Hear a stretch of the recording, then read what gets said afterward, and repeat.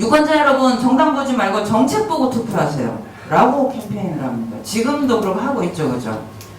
근데 여러분은 그런 생각 안 해보셨습니까? 나는 그 얘기 들을 때마다 굉장히 기분이 나쁜 게, 내가 정당 보고 찍든 인물 보고 찍든 정책 보고 찍든 뭔 상관이래요.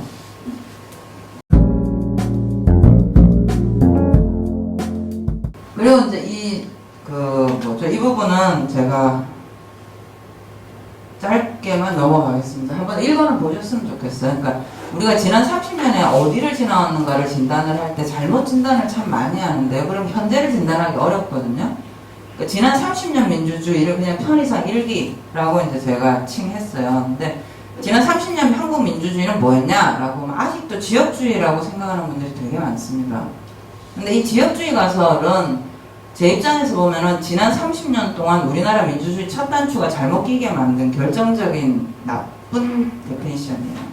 그러니까 왜 그러냐면 이 1987년 대통령 선거, 88년 국회의원 선거를 했을 때 이 특정 정당하고 지역하고 쫙 갈라졌던 거는 유권자들이 무지해서 그랬던 게 아니고 25년의 독재의 역사가 있었기 때문이거든요. 그러니까 그 25년의 독재의 역사가 이 빨간 줄하고 파란 줄이에요. 그러니까 빨간 줄 보시면 1961년에 쿠데타가 나가지고 몽창자 잡아 넣었습니다. 언론이 재갈을 물렸죠. 그 3년 뒤에는 한일협정 반대투쟁 이거 한다고 계엄령 내리고서 한일협정을 했습니다. 그 5년 뒤에는 삼성개헌을 한다고 또 정부 재갈을 물렸고요. 72년에 유신체제하에서 아예 내놓고 온 사회를 통제를 했었고, 79년에는 박통주권 한 다음에 또 계엄령이 떨어졌고, 80년에 또 계엄령하고 또 쿠데타를 했고, 광주 학살이 있었습니다. 80년에 4.13 보훈 조치가 있었고, 이게 보여주는 게 뭐냐면 이 체제에서는 시민들이 상호 연대하기가 굉장히 어려운 조건이었다는 거예요. 그러니까 근데 이제 시민들은 끊임없이 저항을 했죠. 협정 반대도 하고 삼성개헌 반대도 하고 뭐 서울의봄도 하고 백만의 개헌운동도 했는데, 사실 이때 저항을 했던 주체는 내가 독재에 반대하면서 인생 쫑나도 된다고 생각했던 소수죠. 그죠? 아주 가끔 다수가 나오고 뭐 부마 때 한번 터져 나오고 광주 때 문제가 있었고 그러긴 했는데, 대부분의 시기에서 시민들은 거의 질식할 정도로 눌려서 살았어요. 그러다가 민주화를 해가지고 첫 선거를 했단 말이에요. 그러니까 이게 뭐냐면 18대 총선에서 각 지역별로 각 정당인의 의원 대비 정당 후보 출마 퍼센테이지입니다. 그 50하고 집권당이었던 민정당만 전국적으로 후보를 다 냈죠. 그나마 통일민주당은 상태가 좀 났어요. 이게 이제 말하자면 YS 전 대통령의 당이잖아요. 이 당은 광주하고 그 다음에 전남 전북을 빼고는 애지간히 후보를 좀 냈어요. 근데 이 김대중 전 대통령의 당인 평화민주당을 보면은요, 여기는 사실은 전남 전북하고 광주 빼고는 전체적으로 사실 후보를 거의 많이 못 냈어요. 그러니까 이게 보여주는 게 뭐냐면 13대 총선에서는 유권자가 찍으려고 그래도 우리 동네에는 저당 후보가 없었다는 얘기예요. 그러니까 독재체제 25년 동안에 야당 정치인들을 끊임없이 탄압을 했고, 뭐 김영삼 전 대통령도 같은 연금도 아니고 김대중 대통령은 사형 선고 받고 망명 갔다 오고 그랬기 때문에 딱 깨놓고 얘기를 해가지고, 호남에서는 김대중 전 대통령 친구들 말고는 김영삼 대통령 친구들이 호남 유권자를 볼 일이 없었어요. 반대로 영남에서는 김대중 전 대통령 친구들 볼 일이 별로 없었습니다. 그러니까 그러고 나서 민주화 직후에 선거를 이렇게 한 거예요. 하니까 각자 상대 지역에는 후보도 못 냈지 않습니까? 그리고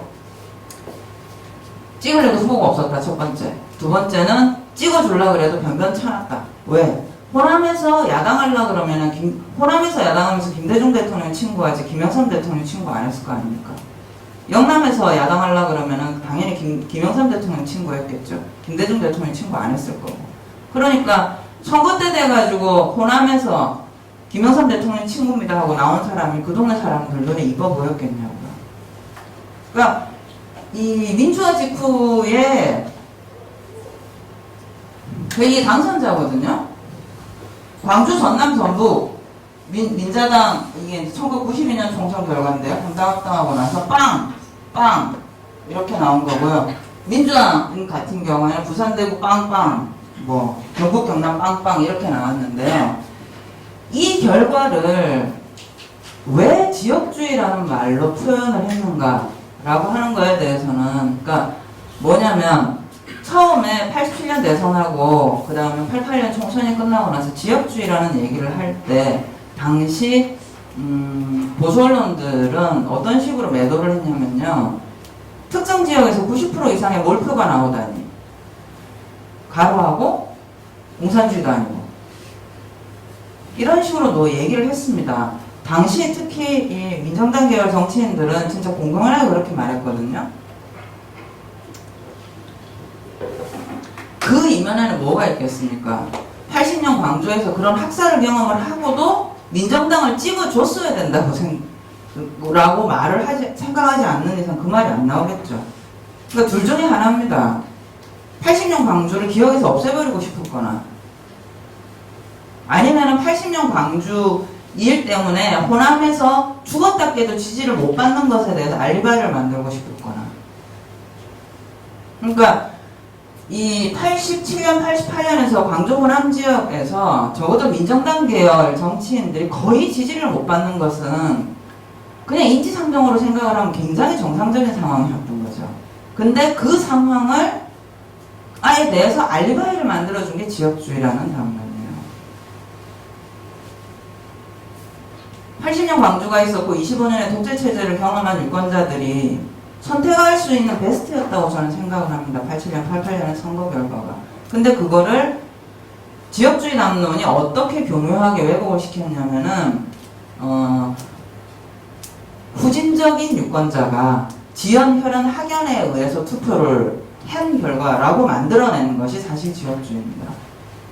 그리고 나서 우리나라 민주주의 발전의 첫 단추가 잘못 끼고 나서 어떤 결과가 나왔냐면, 만약에 이 선거 결과를 25년 독재체제의 유산이었다라고 평가를 하게 되면은 어떤 민주주의 정치개혁의 방향이 나와야 되냐면은 경쟁이 제한되었던 체제에서 결과가 이렇게 나온 거잖아요.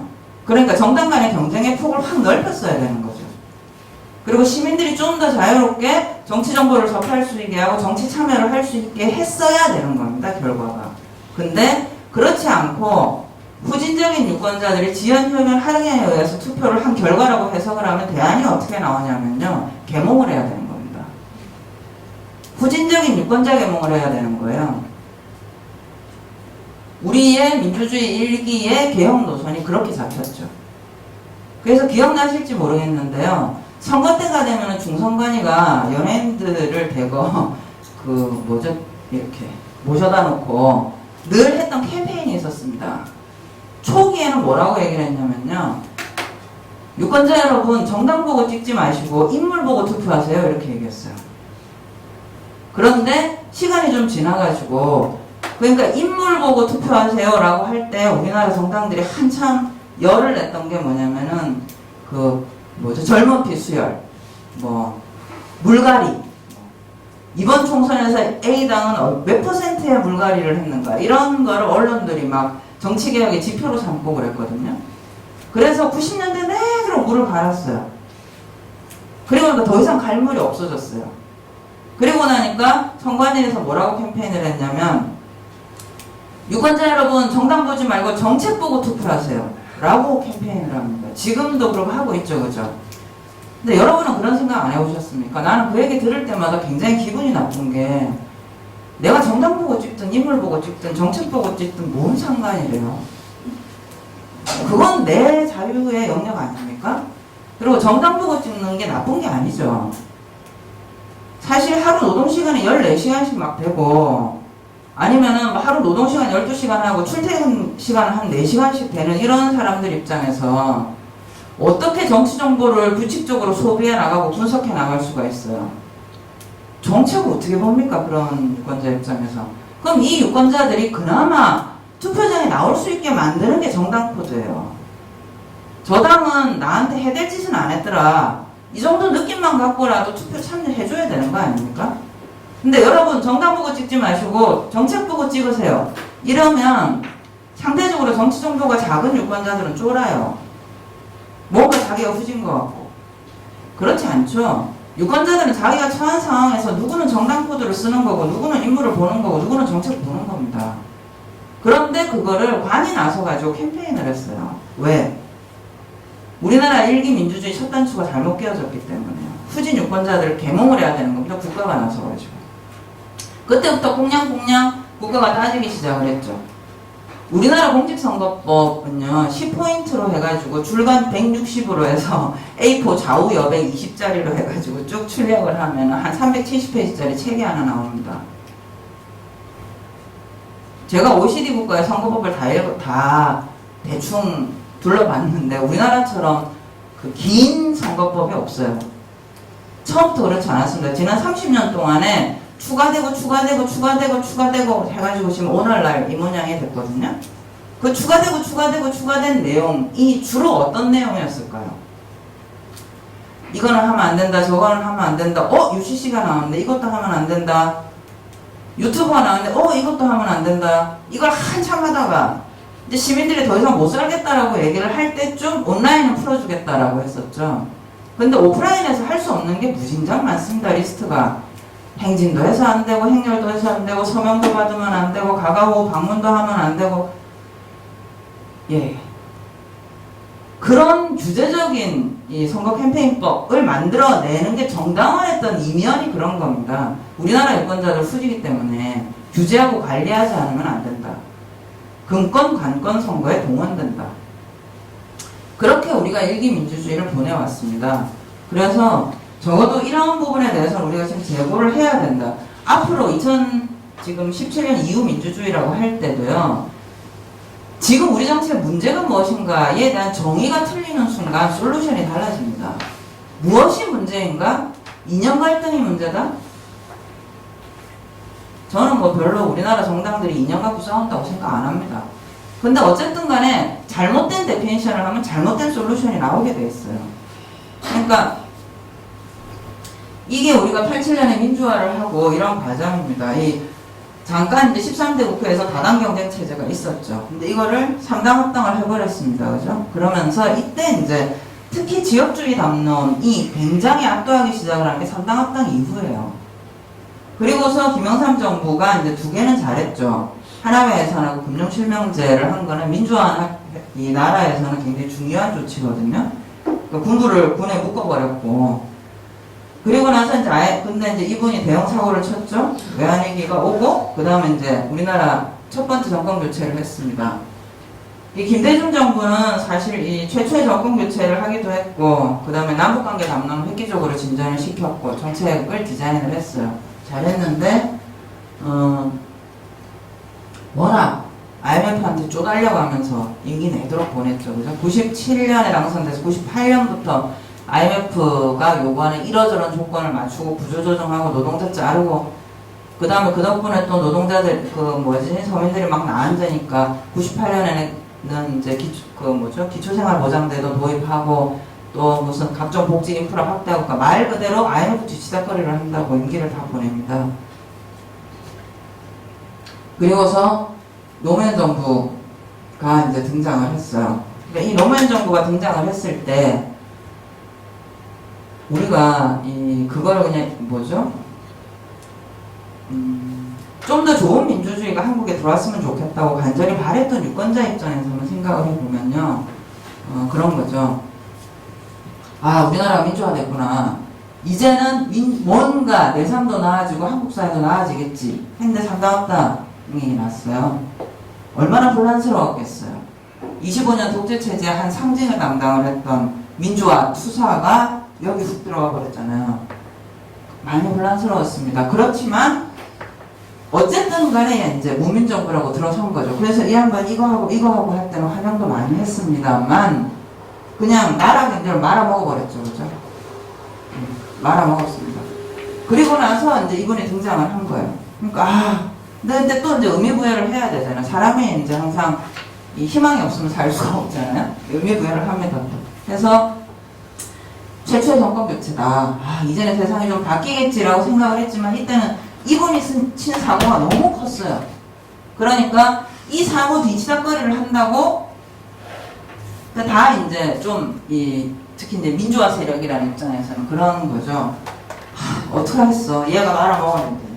그리고 나서 이제 2002년에 그 대통령 선거가 있었잖아요. 그러면서 이제 혜성같이 나타난 분이 이제 등장을 하는 거죠. 그러면서 사실 이게 우리나라 대통령 선거 투표율을 보면요. 이때 이제 그 13대가 제일 높았고요. 김영삼, 그러니까 1992년 대선하고 97년 대선은 거의 비슷합니다. 근데 이때 2002년 대선 때 투표율이 뚝 떨어집니다. 10%가 떨어져요. 그 10%가 주로 어떤 층이냐면 당시 20, 30대였습니다. 너무너무 고통스러운 거예요. 이 IMF 이후에 사실 그 당시 이 IMF는 한국 사회를 총체적으로 바꿨지 않습니까? 해고되고 실직하고 부채로 얻은 집은 전부 다 내팔고 그 다음에 부채로 집을 팔아가지고 부채를 감당을 하고 난 다음에 그래도 전세나 월세값이 있는 사람은 모여 살았지만 그것도 없는 사람들은 가족이 해체가 됐습니다. 학생들은 공부하다가 돈 벌어야 됐고요. 그러니까 굉장히 그 당시에 20대 고통스러운 시간을 보냈어요. 그래서 이때 이 투표율 데이터를 보면 굉장히 낮습니다. 뚝뚝 떨어져요.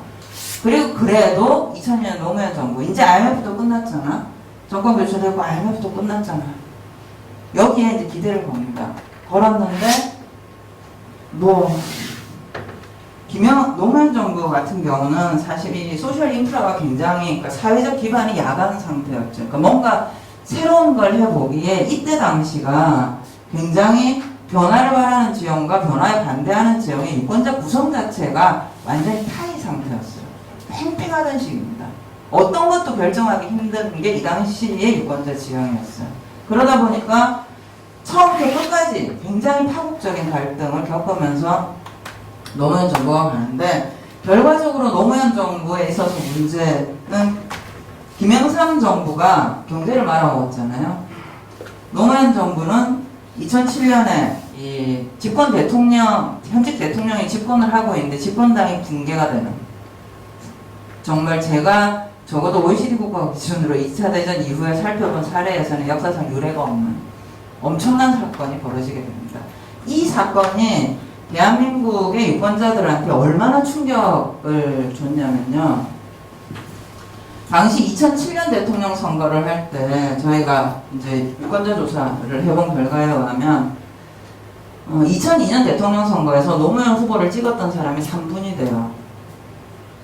4분의 1은 정동영 후보를 찍었고요. 3분의 1은 이명박 후보를 찍었고요. 3분의 1은 투표를 안 갔습니다. 그러니까 대거 정치로부터 철수를 하게 돼요. 그러니까 버티고 버텼는데 더 이상 희망이 없다. 대한민국 민주주의 더 이상 희망이 없다. 그럴 바에는 구체제로 회기라도 하자. 라고 해서 등장을 한 게 이명박 정부입니다. 그러니까 흔히 이명박 정부의 등장에 대해서 얘기를 할 때 그 당시에 무슨 욕망의 승리네, 무슨 당시 왜 그 기억나세요? 무슨 김정은인가 하는 배우가 부자 되세요 광고, 예. 그 다음에 막 그 뉴타운 해서 막 난리굿이 났던 게 이 시기입니다. 그러니까 이때 우리가 이런 거를 어떤 분들은 사람들이 가치나 민주주의보다는 뭐 욕망을 선택했다. 뭐 이런 식으로 해석을 하는데 저는 동의하지 않습니다. 그게 아니고 체념이에요, 체념. 그러니까 더 이상 민주주의 체제가 내 밥을 먹여줄 수 없다라고 하는 거를 이 사건을 가지고 확인을 한 거죠. 그리고 나서 민주주의가 잘 됐으면 좋겠다고 생각하는 유권자 상당수가 정치로부터 철수를 해버려요. 그래서 2007년 대통령 선거는 역대 대선 중에 가장 투표율이 낮았고요. 2008년 총선은 투표율은 46.1%였습니다. 유권자 2명 중에 1명 이상이 투표를 안 간 거예요. 그 결과가 이 압도적, 그러니까 민주화 이후에 가장 큰 표차로 당선된 이명박 대통령하고 그 다음에 자력으로 과반을 넘은 집권당에 출연을 한 겁니다. 그러니까 이명박 정부는 굉장히 우리 민주주의의 슬픈 변곡점이거든요. 왜 그러냐면 이명박 대통령 입장에서 그 광우병 촛불 시위 나갔을 때 청와대 뒷산에 올라가가지고 아침 이슬을 부르면서 울었대잖아요. 나는 뻥이 아닐 거라고 생각합니다. 진짜 그랬을 거라고 생각해요. 왜냐하면 여러분이 이제 이명박 대통령 입장에 감정이입을 한번 해보시면 나는 이제 상상이 그렇게 되거든. 이분 입장에서는 투표 안 한 사람은 안 한 거예요. 근데 투표한 사람 중에는 자기가 가장 큰 표차로 1등 먹었거든요. 역대 어느 대통령보다도 가장 큰 표차로 1등 먹은 대통령이 됐어요. 근데 2008년 4월에 총선을 했는데 자기 당이 자력으로 150석을 넘었습니다. 그러니까 세상의 나에 대해서는 우리 당이 하는 일에 반대하면 안 되는 거예요. 이렇게 압도적으로 다수로 당선을 시켜줘 놓고 개격? 이해가 안 되는 거죠. 2008년 광우병 촛불 당시에 현장조사를 했었어요. 그리고 이제 그 현장조사 결과를 분석한 논문들이 나왔는데, 한 현장조사 분석한 논문에 따르면은 2008년 광우병 촛불 때 거리 나온 사람이 누구였냐를 조사를 했더니 20, 30대가 압도적이었고요. 그 다음에 진보라고 생각하는 사람이 많았고요. 더 결정적으로 2007년 대통령 선거하고 2008년 총선에서 투표 안 한 사람이 많았답니다. 화가 난 사람들이 제도정치 안에서의 솔루션을 포기를 하고 거리로 쏟아져 나온 거예요. 그런데 이명박 대통령 입장에서는 이해할 수가 없죠. 그래서 이분이 청와대 뒷선에서 아마 그런 생각을 한 것 같아요. 저것은 누군가의 사주가 있지 않으면 있을 수 없는 일이다. 이렇게 내가 압도적으로 당선이 됐는데 저 쏟아져 나온 저 사람들은 대체 존재가 뭔가 이해할 수가 없었던 겁니다. 그래서 그분이 노무현 전 대통령을 그렇게 쪼은 겁니다. 네가 삽질했지? 네가 삽질했지? 그러니까 얼마나 이게 슬픈가 한 경우인데요. 참 어려운 시기였습니다. 그러다 보니까 이 양반이 이제 말하자면 폭주를 한 거죠.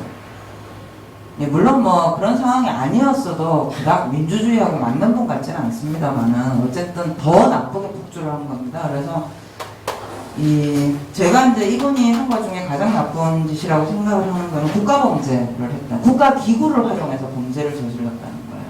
그러니까 사실 그렇게 보면 박근혜 전 대통령은 좀 억울한 면이 있어요. 그러니까 이미 국가기구들이 밑으로부터 굉장히 해체적 상황을 넘겨받은 거예요. 그리고 이분은 그냥 관심이 없이 자기와 자기 친구들의 이득을 추구를 하신 거거든요. 그러니까 이명박 정부 하에서 이미 우리가 흔히 말하는 사자방, 그렇죠? 그러니까 자원외교 비리나 방산 비리나 이 4대강 비리는 다 개인들이 해먹은 게 아니에요. 국가기구가 촘촘히 엮여서 해먹은 거죠. 그러니까 그러면 지금 생각을 해보면 그 국가기구에 근무했던 공무원들은 직간접적으로 그 국가범죄를 목도했거나 발을 담궜다는 얘기거든요. 그러니까 이분이 한 나쁜 일 중에 제가 가장 나쁘다고 생각을 하는 게 국가기구를 타락시킨 겁니다. 이명박 정부 전까지는 그렇지는 않았거든요. 뭐 검사와의 대화 이래서 노무현 대통령한테 개기고 이런 거는 사실 굉장히 권위주의적 문화의 측면은 있었지만 부패를 해먹지는 않았어요. 촘촘히 묶여가지고. 그러니까 가끔씩 관료범죄가 나타나면 사회가 경악을 하고 그랬잖아요. 그리고서 이제 박근혜 정부가 등장을 하면서 이제 총체적으로 시스템이 붕괴가 된 거죠. 우리가 2016년, 17년 목도를 한 건 박근혜 최순실 농단이 아니죠. 그거는 사태의 극히 일부분이고요. 그때 우리가 판결을 한 건 대한민국이 정치, 경제, 문화, 언론, 대학 총체적으로 뽀사졌다. 이걸 우리가 확인을 한 거죠. 언론은 알고도 보도를 안 했습니다. 그때 같이 해먹었죠. 검찰 알고 수사하지 않았습니다. 법원 알고 재판 벌였지 않습니까? 대학 거기다 줄 대가지고 빨대 꽂고 용역 받아 먹었잖아요. 그러니까 대한민국 사회의 민간과 공공의 영역이 총체적으로 부실화되어 있는 사건을 목도한 게 사실 우리가 2016년, 17년입니다. 이 부분은 넘어갈게요. 이 세대 갈등의 정치 이 부분도 데이터를 한번 보시면 2030 대 5060 얘기가 처음 나온 게 2008년인데 그때도 사실하고 안 맞아요. 사실 세대별로 완전히 지지정당이나 지지후보가 갈라진 거는 2012년 사건이고요. 그래서 우리가 이런 시기를 지나온 겁니다. 대선 투표율, 총선 투표율을 보시면 아주 위험하게 2007년까지, 2008년까지 갑니다. 그러다가 2012년부터 해가지고 지금 이제 정치로부터 철수했던 유권자들이 복귀하는 사건이 일어납니다. 이게 우리나라 촛불 시위가 하필 왜 2002년에 시작이 됐는가라고 하는 거는 굉장히 씹어볼 대목이 많습니다. 이게 이때가 97년 이후에 쭉 내리막이 있었던 이 시기거든요. 이때 이제 거리에서 말하자면 일종의 그 뭐라고 할까요? 부양을 한 거죠. 이 시민적 힘이라고 얘기를 하는 게 이 안에서는 도저히 찾지를 못하고 제도 바깥에 있는 거리에서 일종의 이제 시민적 그게 만들어졌어요. 이게 이제 결정적으로 우리 지난 30년을 보여주는 그림이에요. 이게 뭐냐면 97년, 2007년, 2017년 이 30년 동안에 각 세대들의 대선 투표 참여율 변화를 나타낸 거거든요. 여기서부터 보시면 이게 뭐냐면 1997년에 50대가 2007년이 되면 10년 지나니까 60대가 될 거 아니에요. 그 다음에 2017년이 되면 70대가 되겠죠. 그죠? 그렇게 해서 데이터를 나타낸 거예요. 보면 97년, 2007년, 2017년 이제 내리막입니다. 50대, 60대. 그러니까 그때 50대는 지금 내리막이에요. 근데 뭐 이분들이 정치로부터 철수를 했다고 보기는 어려우나 어쨌든 건강이 안 좋으시. 네? 건강이 안 좋으시. 그렇죠. 예. 70대가 넘어가면 허리도 아프고 다리도 아프고 편찮으시죠? 40대 당시에 40대가 2007년에 이렇게 10% 정도 빠졌다가 2017년에 정치로 복귀를 했습니다. 30대는 더 많이 빠졌다가 복귀를 하고 있고요. 당시 20대는 완전히 빠졌다가 97년보다 더 많이 복귀를 했습니다. 2007년에 처음 투표에 진입을 했던 20대는 46.6%만 투표를 했습니다. 이들이 2017년에 30%의 투표율 증가를 보입니다. 2017년에 처음 투표를 참여한 20대는 시작부터 76%로 출발을 했습니다. 그래서 지금은 뭐 젊은 세대 투표 안 한다고 전혀 말할 수 없는 상황입니다. 20대하고 50대하고 투표율 차이 별로 안 나요. 그러니까 한참 왜 20대 청년들한테 투표 잘 안 하면서 불만이 그렇게 많냐 라고 들이받았던 거는요, 2007년이라고 하는 굉장히 아픈 시기를 우리가 지나왔기 때문이지, 우리나라의 청년들이 뭐 정치에 무감각하고 특별히 맹솔적이고 이렇지는 않아요. 그리고 어느 나라나 20대보다는 30대, 30대보다는 40대, 40대보다는 50대 투표율이 높아요. 그거는 모든 사회 인간의 라이프 사이클 때문입니다. 20대는 정부 정책에 대해서 그닥 인발부되어 있지 않죠. 30대만 된다고 하더라도 정부의 정책하고 민감하게 연계될 수밖에 없어요. 직장에 들어가게 되면 급여 받으니까 내 소득세 얼마 띠가는지 당연히 봐야 됩니다. 집 마련해야 되니까 부동산 정책 어떻게 되는지 봐야 되는 거고요. 그 다음에 운이 좋아가지고 빚져가지고 아파트라도 하나 장만하면 재산세 어떻게 되는지 봐야 됩니다. 자동차 사게 되면 자동차 세부터 시작을 해가지고 자동차 대출까지 다 이제 관심을 가게 되고요. 그러다가 뭐 어떻게 해가지고 자녀라도 생기게 되면 보육정책에 관심 가져야 되고, 걔가 크면은 교육정책에 관심 가져야 되는 거고, 걔가 대학 가면 청년 문제에 관심 가져야 되는 거고, 그렇게 나이를 먹다 보면 부모님까지 아픕니다. 그러니까 이제 건강보험 정책도 관심 가져야 되고, 요양보 정책도 관심 가져야 되고, 그러다가 60대가 지나고 내 부모님이 돌아가시고 내 자녀가 독립을 해서 나가면 정책에 대한 관심이 떨어지죠. 그러니까 사회복지 안전망이 잘 돼 있는 나라들일수록 50대가 정점이고 60대부터 투표율이 떨어져요. 왜냐면 그냥 그때 되면 이제 자식은 독립시키고 부모님은 돌아가시고 나는 연금 받아갖고 살면 되기 때문에 그다음 아둥바둥 정치에 관심이 없어져요. 근데 우리나라처럼 노후 안전보장 장치가 굉장히 낮고 노인 빈곤율이 높은 분들은 정부 정책에 민감할 수밖에 없죠. 노인연금을 몇 프로 주는지 열심히 봐야 됩니다. 그리고 저 정당이 나왔을 때 내가 내 소득이나 내 주머니에 뭐라도 좀 보험이 되는지 안 되는지부터 살아야 될 거 아닙니까? 그게 원래 굉장히 내추럴해요. 그래서 근데 우리나라도 이제 한 60대 정점 치고 나서 60대부터 50대 정점으로 해서 60대부터 이렇게 내리막이 나타나는 증상이 비슷하게 지금 가고 있어요. 그나마 이제 지금 이제 고령층 안전망이랄까 이런 부분들이 좀 만들어지고 그러고 있는데요.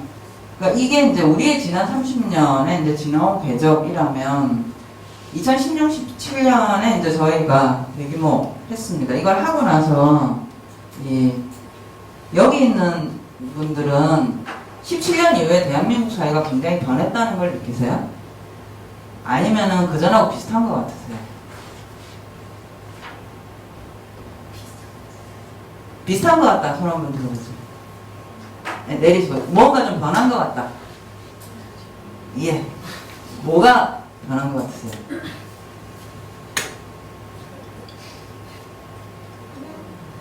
체감상 뚜렷하게 제대로 변한 것은 못 느끼겠지만 일단 대통령이 바뀌었고 그것 때문에 그냥 사람의 기분이 달라진 것 같은 정도로 느끼는. 그 기분 중요합니다. 그거. 네. 바뀌었고 저 뒤에 네. 뭐가 바뀐 것 같으세요? 뭔가 사회적으로 소통하려는 시도가 좀 더 늘어난 것 같습니다. 정치가? 네.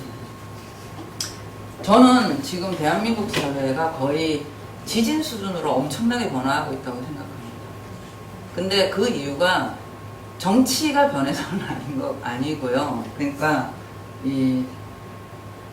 요거는 좀 이따 말씀드리고 이분 아시죠, 그죠? 예. 어머니가 그 법안 처리할 때 위원회실 밖에 고초를 서셨습니다. 그래서 그는 세상을 떠났지만 김용균법은 남았다라고 해가지고 한동안 얘기를 했는데 이 사건이 지금 이렇게 되고 있죠, 그죠? 예, 법은 통과됐는데 시행령에서 이렇게 찌그러지고 저렇게 찌그러지고 하고 있습니다. 이 사건도 아시죠? 예, 유치원. 이게 이분들의 이 강력한 저항을 뚫고 지금 이렇게 해가지고 에듀파인을 했는데 또 이렇게 뒤통수를 맞고 있습니다. 그죠? 자, 이게 또 이 사건 공정과세를 도입하기 위해서 대한민국에서 엄청난 노력을 해가지고 했는데 지금 또 이제 국회에서 시나브로 뒷걸음을 치고 있고요. 이 사건 미투 이래가지고 이 법이 만들어졌습니다. 그죠? 이런 법이 만들어졌는데 여전히 어젠가 그제도 나왔죠. 국회에서 그 뭐죠? 성평등 교육하는데 국회의원 한 명 나왔다. 나왔죠? 낙태죄 폐지하라고 난리가 났었고요. 그 다음에 이제 해화역 시위. 이 제가 지금 보여드린 쭉 사건들의 공통점이 뭔 것 같으세요? 법으로 해결하는 국회를 든 국회. 네. 이 사건들의 공통점은 뭐냐면요. 과거와 우리나라의 정치 구조가 지금 근본적으로 변하고 있다라고 하는 걸 보여주는 지표입니다. 왜 그러냐면요.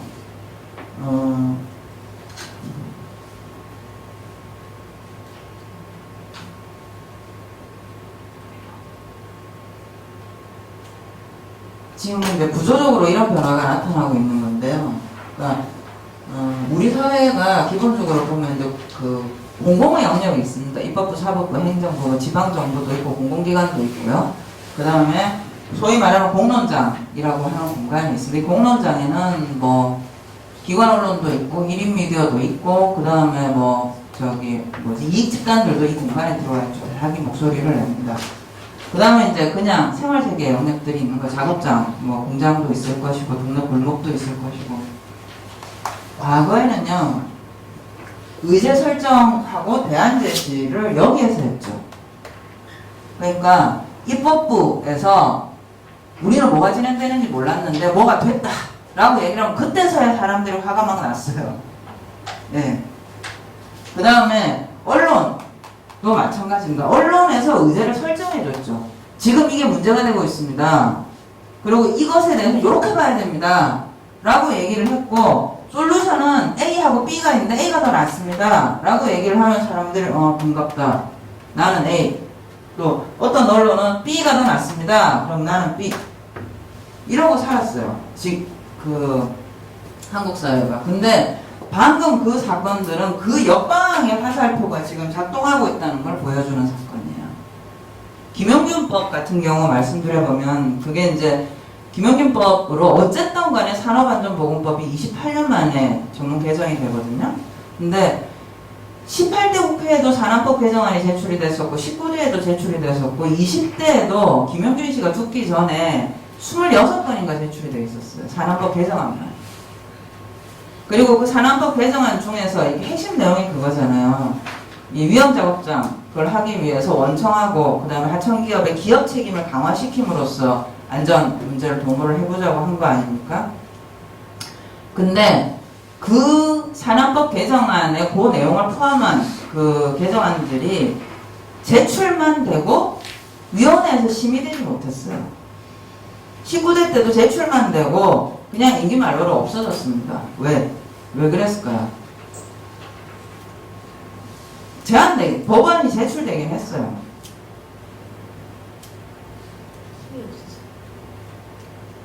힘이 없죠. 힘이 없어서를 조금 적극적으로 행동을 하면요. 강력하게 막고자 하는 힘이 있어서. 예. 기업이죠. 그러니까 노동하는 사람의 힘이 기업가들의 힘을 못 이긴 겁니다. 그런데 이 움직이기 시작을 한 게 여러분 그 김영준 씨 사건 전에 이제 구의역 스크린도어 사건 기억나시죠? 그때부터 해서 시민들이 터져나오기 시작을 한 거예요. 더 이상 이렇게는 못 살겠다. 그리고 김영구법 같은 경우에도 사실 그렇게 시민적인 지지가 있고 김영준 씨 어머니가 위원회 회의장 앞에 가서 고초를 서고 그러지 않았으면 통과 안 됐을 법입니다. 그 법이. 여기에서 아젠다가 세팅이 된 의제가 아니고 여기에서 밀어 올린 아젠다라는 거예요. 그 아젠다가. 유치원 3법 생각해볼까요? 유치원 3법이 한때 박용진법이라고 불렸잖아요. 왜 박용진법으로 불렸을까요?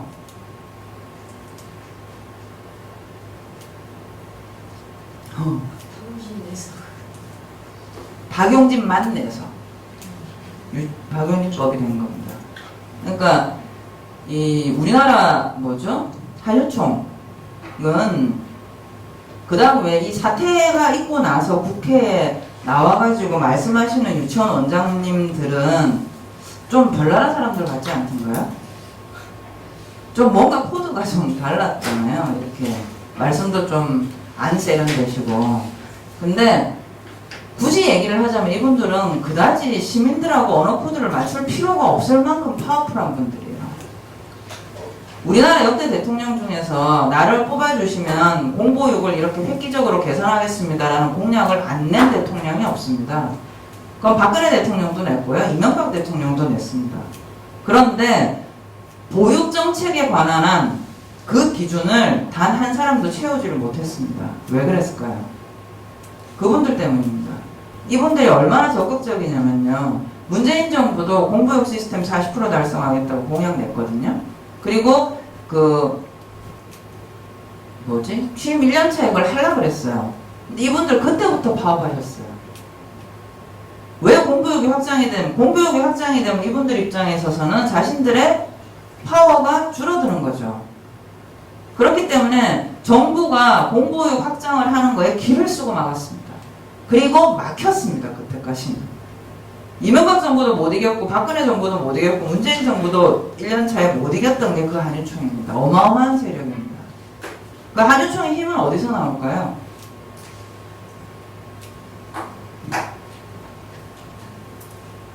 한유총의 힘은 어디서 나올 것 같습니까? 뭐지? 어? 예? 크게. 애들 안 봐주는 걸로 나와요. 말고 표에서 나옵니다. 생각해보죠. 사립유치원 원장님 건물은 누구 소유겠습니까? 원장님 거겠죠. 원장님들은 사립유치원 원장님들은 보통 유치원 한 개 갖고 있지 않습니다. 이 동네도 있고 우리 동네 얘기를 하면은 5개도 있고 7개도 있고 아마 요 전에 한유총 원장님이었을 때 이덕선 원장님이 유치원을 7개 관리했다던가요?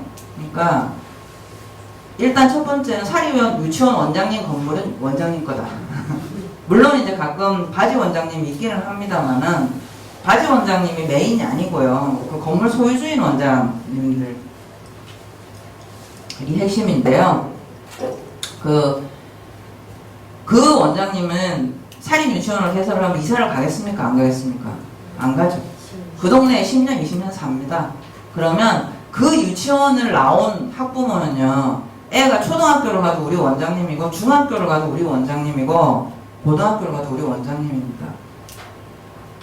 그 동네에서 살인 유치원 한 구력이 길어지면 길어질수록 동네 유지가 되는 거예요. 그래서 이분들은 동사무소의 교통지도위원도 하시고요. 조금 더 구력이 생기면 구청에서 하는 무슨 보육협의회, 복지협의회 위원도 하시고요. 좀 더 지나면 서울시에 뭐도 하시고요.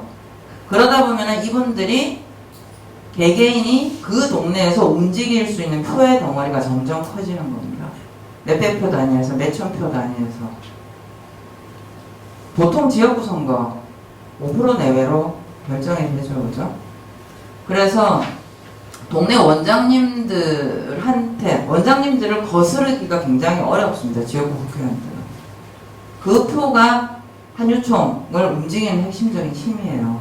그게 여태까지 그분들을 그렇게 드랍시켜왔고, 그랬기 때문에 이 한유총 사건은 정치하는 엄마들, 그분들이 이 사건이 발발하기 한 2년 전부터 시작된 사건이에요. 2년 전부터 우리 유치원이 이상하다 해서 뭔가 이제 정보를 찾기 시작을 하는데요. 보통 우리 사회에서 평범한 시민들이 공공기관이 하는 정보를 알고자 할 때 거치는 5단계가 있습니다. 자, 뭐가 이상한데? 라고 생각하면 사람들이 가장 쉽게 하는 방법이 뭘까요? 뭔가를 알고 싶을 때. 네, 일단 게시판에다 물어보죠. 그게 제일 가까우니까. 구청 게시판이나 거기 가가지고 물어봅니다. 그럼 요즘은 공무원들이 참 친절해요. 네, 진짜. 그래서 아주 길게 못 가르쳐 드립니다 하고 써야죠. 네. 그 다음에는 이분들이 찾아갑니다. 찾아가서 블라블라블라 하면 공무원들이 만면에 웃음을 띠고 네 이러고 해가지고 못 가르쳐 드립니다 이렇게 하죠. 그 다음 단계로 할 수 있는 게 정보공개 청구를 할 수 있죠. 정보공개 청구를 하면은 또 아주 긴 공문서가 친절하게 못 가르쳐 드립니다 합니다. 네 번째 단계가 행정소송입니다. 이제 집단적으로 모아가지고 하는 거죠. 모아가지고 소송을 해서 결국 지면 그 다음 5단계가 뭘까요? 5번째 단계가 그냥 가서 들어놓는 겁니다. 집회를 하든 뭐 기자회견을 하든. 그래서 이 정치하는 엄마들이라는 분들이 의원실을 다 찾아다닙니다. 이분들이 처음에 박용진 의원을 찍어서 갈 이유는 없죠. 이방지방 다 돌아다녔습니다. 아무도 안 받은 겁니다. 근데 돈키호테처럼 박용진 의원이 받은 거예요. 처음에 박용진 의원이 그거 받고 난 다음에 언론 인터뷰를 하면서 그런 얘기 했던 거 기억나죠? 나 되게 혼난다. 예, 아주 겁나는 짓 한 거예요, 그분이. 그래서 그 법이 박용진 3법으로 불리는데 아무도 딴지를 못 거는 거예요. 그러니 뒤집어 얘기를 하면 이것도 여기에서 올라간 의제라는 겁니다. 내려온 의제가 아니고. 그죠? 혀역 시위. 지금도 우리나라의 많은 분들은 그 사건이 미스테리하죠, 그죠? 예, 정말 미스테리한 사건이에요. 제가 이렇게 여쭤볼게요. 일주일에, 한 달에 3만 명씩 이분들이 연속 집회를 6번을 했나 그렇거든요. 자, 대한민국에서 매월 3만 이상이 모여가지고 6달 이상 집회할 수 있는 집단이 어디가 있을 것 같습니까? 응?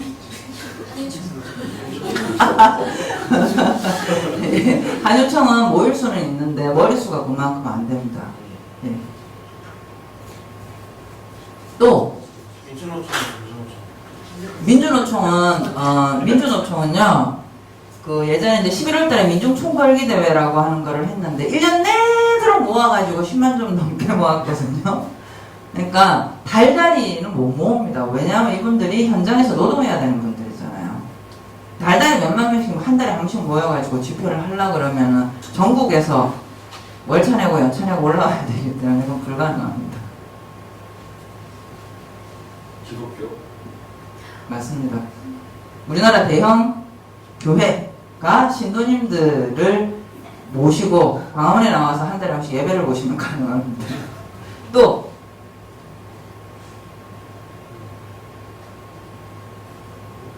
실업자나 뭐 직업을 찾는다고 잠깐 쉬는 사람들이 리 숫자는 많은데 조직할 주체가 없잖아요. 두 번째는 제 추정입니다만 삼성은 가능할 겁니다. 예, 계열사도 많고 그러니까요. 근데 사실 삼성을 제외한 다른 대기업들도 좀 힘들 겁니다. 그거 말고는 떠오르는 데 있으세요? 아, 모르겠습니다. 3대 관변단체가 합심을 해가지고 돌아가면 또 어떨지 모르겠습니다. 그러니까 그만큼 희귀한 일을 해낸 거예요. 해와역 그 모임분들이. 엄청난 일을 한 겁니다. 그건 뭐 주장에 옳고 그러면, 아니 주장에 찬반은 누군가 찬성할 수 있고 누군가 반대할 수 있는데요. 찬성을 하든 반대를 하든 인정을 해줄 수밖에 없는 것이 엄청난 세력화를 이뤘다는 거예요. 그래서 이 뭐죠? 불법 영상물 촬영, 유통 이 문제를 밀어 올렸죠, 그죠? 밀어 올렸습니다. 미투 여기저기서 이제 시작을 했죠, 그죠? 정말 실명으로 걸고 다 나섰습니다. 그래서 지금 이 미투가 스쿨 미투로 해가지고 중학교까지 내려갔지 않습니까? 역시 밀어 올리는 의제입니다. 그거는 여기서 나온 의제가 아니에요. 밑에서 올라가는 의제지. 종교인 과세 문제. 대한민국 정부가 언제부터 종교인 과세를 시도했는지 아세요? 대한민국 정부는 정부 수립하고 난 다음에 굉장히 오랫동안 종교인 과세를 하지 않았습니다. 그건 왜 그럴까요? 예. 이승만 전 대통령은 일제강점기 35년 동안에 한국에 없었죠, 그죠? 대체로. 그러다 보니까 45년에 귀국을 하고 친구가 없었어요. 그래서 이분이 귀국을 하고 나서 가장 절친으로 그 관계를 맺은 것이 기독교계, 특히 월남한 기독교인 분들하고 아주 절친이 됐습니다. 그러니까 목사님들은 세금 안 걷는데 스님하고 신부님한테 내라고 할 수가 없어가지고 몽창 안 걷었어요. 근데 박정희 정부 때 처음으로 1968년에 종교인 과세를 우리도 해보자 라고 국세청장에 말 한마디 띄웠다고 아주 그냥 사단이 났습니다. 포기했습니다. 그리고 민주화 될 때까지 말을 못했고요. 90년대 들어가지고 이제 간헐적으로 얘기가 나오고 그래도 계속 잠복되었죠. 근데 뭐 지금은 이제 그렇죠. 어쨌든 캐톨릭 신부님들은 자발적으로 냅니다. 조계종도 종단 차원에서 내기로 결정을 했죠. 그리고 개신교에서도 내는 교단들이 상당히 있습니다. 근데 어쨌든 절대 결사 반대하는 분들이 계시죠, 그죠? 그런데 어쨌든 간에 뭐 찌그러지기는 하는데 꾸역꾸역 종교인 과세 문제를 지금 트랙에 올리고 있는 겁니다. 이 문제도 사실 이 문제는 당을 안 가리죠. 예, 더불어민주당에도 종교인 과세 문제를 무력화시키는데 앞장서서 완장참부 계시잖아요. 예, 계시죠. 그러니까 이거도 사실은 사람들이 화가 나가지고 밀어 올리지 않았으면 참 힘든 문제였죠. 그러니까 제가 지금의 우리가 지금 어디를 지나고 있는가라고 하는 문제에서 다른 거는 모르겠는데 하나는 확실하게 얘기할 수 있다. 뭐냐면 생활 세계에서 올라가는 아젠다들의 숫자가 급격히 늘어나고 있어요.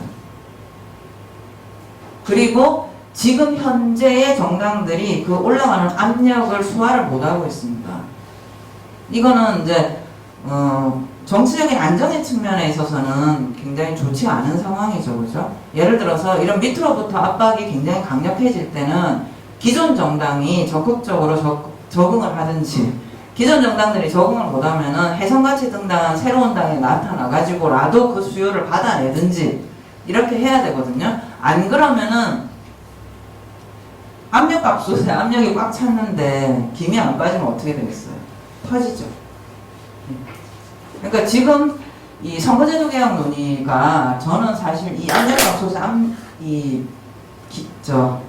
증기를 빼는 그 차원에서 굉장히 중요하다고 생각을 하는 거거든요. 그러니까 기존의 두 정당 체제가 뭐 부패를 했건 뭐 지역주의가 다 떠나가시고 지금 이렇게 올라오는 압력에 적응할 수가 없어요. 그렇기 때문에 작은 정당들이라도 지금은 빨리 원내로 들어갈 필요가 있어요. 그래서 그 압력을 받아내야 됩니다. 받아내야 터지지가 않거든요. 근데 그 작은 정당들이 선거제도, 그러니까 비례대표제가 확장이 돼가지고 들어간다고 해서 얼마나 장기 생존을 할지는 알 수는 없어요. 사실은. 그런데 일단 단기적으로 압력을 받아내고 그러고 나면은 이게 적어도 의회 내 아젠다로 들어가거든요. 아젠다로 들어가고 나서 그 기능을 상실한 작은 정당은 없어질 수도 있어요. 또는 독자 생존할 수도 있죠. 근데 이제 그것은 그 다음 문제라는 거예요, 지금. 그래서 이런 면에서 지금 선거제도 개혁이 굉장히 시급한 문제라는 거예요. 방금 말씀드렸듯이 이런 압박 자체는 제가 보기에는 지금 이게 우리나라, 제 판단이 맞다면 우리나라 민주주의가 2017년 이전과는 굉장히 질적으로 다른 단계를 지나고 있는 거거든요. 그러니까 그전에는 개인들의 권리 기반 민주주의라고 보긴 좀 어려웠어요. 민주주의 자체가. 그런데 17년은 이제 제가 보기에는 이 17년은 사실 기점이기도 하고 아니면 어떤 것의 결과이기도 해요. 그러니까 이렇게 정치로부터 훅 빠졌다가 새로 돌아온 분들이 가지고 오는 압력이 굉장히 클 거고요. 그 다음에 2017년을 경과하면서 뚜렷하게 아까 그 해와역 문제도 그렇고 미투 문제도 그렇고요. 유치원 문제도 그렇고 이게 다 뭐냐면 시민들 개개인이 자기가 처한 상황에서 자기의 권리 각성에 기반한 운동이라는 거예요. 나의 권리, 나의 안전에 대해서 더 이상 유보하지 않겠다라는 거거든요. 그러면서 지금 이게 막 푸시돼서 들어가는 거예요. 그렇기 때문에 이게 단기적으로 사람들이 뭐 이렇게 뭐 분위기에 취해서 이런 상태는 아닌 것 같아요. 그게 아니고 굳이 얘기하면 민주주의의 어떤 시민권적 주체로서의 자기 자각 이런 부분에 기반한 운동의 형태로 저는 진단을 하기 때문에 앞으로 이 경향이 줄어들 것 같지는 않아요. 그러면 빨리 이걸 받아낼 수 있도록 정치 제도가 시스템 정비를 해줘야 되는 거죠. 크게. 그래서 이런 정치적인 압력을 받아내려면 첫 번째로 일단 국회를 열어야 된다. 그 다음에 두 번째는 정치 결사의 자유를 열어야 된다.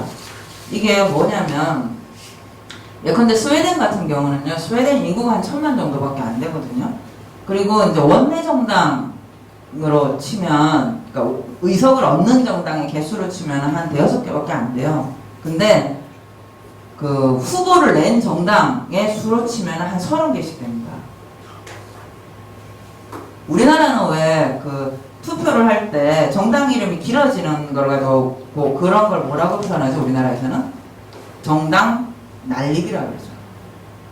마치 굉장히 네거티브한 정치 현상처럼 말해요. 근데 실제로 이 서구 민주주의가 작동하는 방식은 그렇게 오는 게 아니에요. 그게 아니고 작은 정당들이 막 결성이 돼요. 이슈가 새로 생기거나 그 지역에 아젠다가 생기거나 최근에 이제 지난번 한 3, 4년 전만 하더라도 유럽에서 지금 핫한 정당들이 막 생기는 것 중에 하나가 동물권 정당이에요.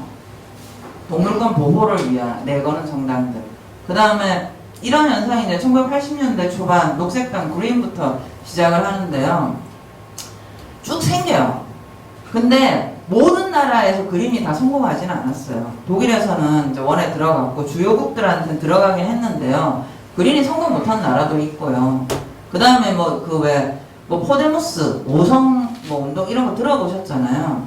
이게 또 해적당 계열들도 있고요. 그러니까 특정한 정치 이슈가 발생을 하면은 그냥 당이 생기는 거예요. 그리고 이 당이 의석을 얻어서 일단 원내로 들어가요. 그러면은 이 아젠다를 큰 정당들이 받아요. 근데 그 아젠다를 가지고서 큰 정당들이 아젠다를 받고 난 다음에 힘이 빠지잖아요. 그러니까 더 이상 말하자면 새로운 아젠다를 개발 못하면 그 정당은 그냥 통합돼요. 근데 만약에 연속적으로 자기 아젠다를 열어나가면 살아요. 그러니까 예를 들어서 이제 독일 같은 경우가 메르켈 총리가 이제 계속 연정을 했잖아요. SPD랑. 그리고 메르켈 정부가 등장을 하면서 그린의 정책들을 엄청 많이 가져가거든요. 그러니까 녹색당의 정책들을 많이 가져가요. 그래가지고 한때 독일 정치에서 굉장히 걱정을 많이 했어요. 야, 그린이 저렇게 자기 아젠다를 다 뺏기고 나면 저 정당에 살 수 있겠냐. 이번에 저기 총선 때 화려하게 부활했잖아요, 그린. 그러니까 그런 것처럼 살아남기도 하고요. 아니면 아젠다 정당으로 가기도 합니다. 우리나라도 역사적으로 돌이켜보면 민주노동당이 17대 처음 들어갔잖아요. 그 뒤로 민주노동당은 굉장히 어렵게 분열하고 깨졌지만 민주노동당이 그때 안고 들어간 아젠다는 살아남았거든요. 2010년에 무상급식, 그게 민주노동당의 대표적인 아젠다였잖아요.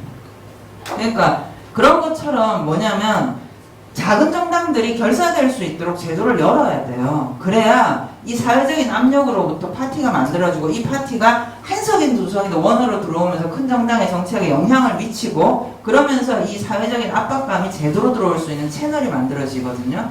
근데 우리나라에서 10년마다 거리에서 사단이 나는 중요한 이유 중에 하나도요. 제도적으로 이걸 받아낼 수 있는 채널이 없기 때문이에요. 사람들이 사회는 변화하고 욕구도 변화하고 새로운 정치적 니즈는 생기는데 기존 정당 체제에서 해결이 안 되면 쏟아져 나올 수밖에 없는 거거든요. 근데 거리 정치는 대의 정치에서 굉장히 중요한 순기능을 합니다만 뒤집어서 생각을 하면 몰아서 한 번에 터지는 거잖아요. 한 10년 몰아 터지는 거란 말이에요. 그럼 그 10년 동안은 계속 눌려 있어야 되겠죠. 그 사회를 사는 시민들이 얼마나 스트레스가 크겠어요. 그러니까 일상적인 채널을 보장을 해야 되는데, 그래서 제가 이제 이 정치 제도 개혁과 관련해서는 당장 이제 선거제도 문제를 여는 거 하고, 그 다음에 이 의제 정당들이 쉽게 만들어지고 또 쉽게 없어질 수도 있죠. 그렇게 할 수 있는 형태로 정치 결사의 자유를 허용을 하는 게 지금 당장 되게 시급한 문제다라는 걸로 제가 준비한 얘기를 마치겠습니다.